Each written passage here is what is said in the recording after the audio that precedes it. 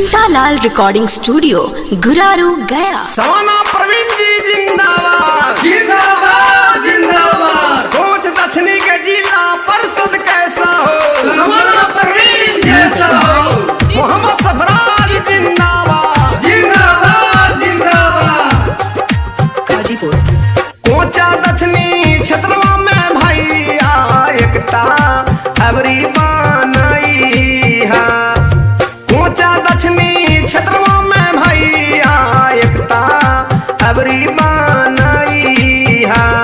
सवाना प्रवीण के भैया जिला परिषद बनाई है। सवाना प्रवीण के चाचा जिला परिषद बनाई है।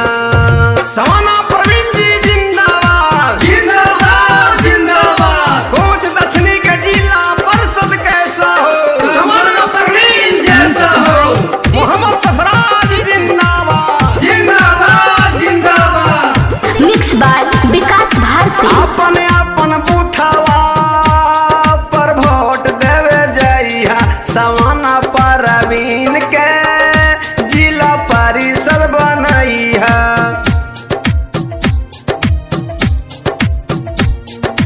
अपन बूथवा पर वोट देवे जइहा। सवाना प्रवीण के जिला परिषद बनई है। मोहम्मद सफा राजा के भैया कोई न हो भूलई है। मोहम्मद सफा राजा के भैया कोई न हो भूलई है।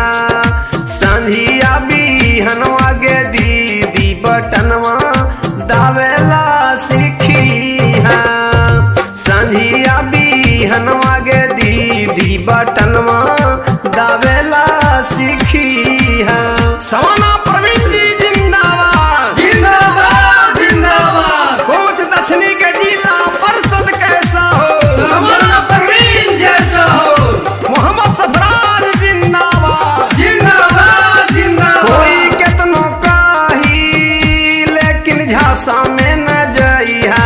इनके चुनाव चिन्ह पर बटन दबइहा।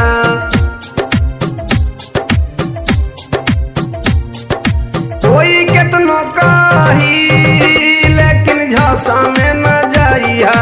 इनके चुनाव चिन्ह पर बटन दबइहा।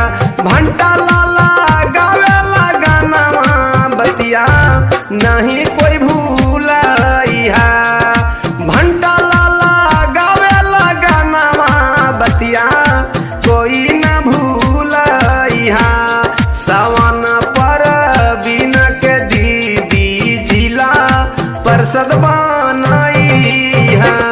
सवाना प्रवीण के चाची जिला परिषद बनई है। कोचा दक्षिणी क्षेत्र में दीदी एकता अबरी बनई है।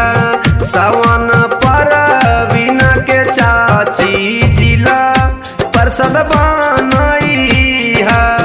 सवाना प्रवीण के दीदी जिला परिषद बनई है।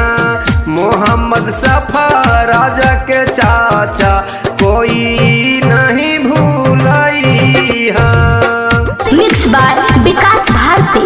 सवाना प्रवीण जी जिंदाबाद जिंदाबाद जिंदाबाद। कोच दक्षिणी के जिला परिषद कैसा हो, सवाना प्रवीण जैसा हो।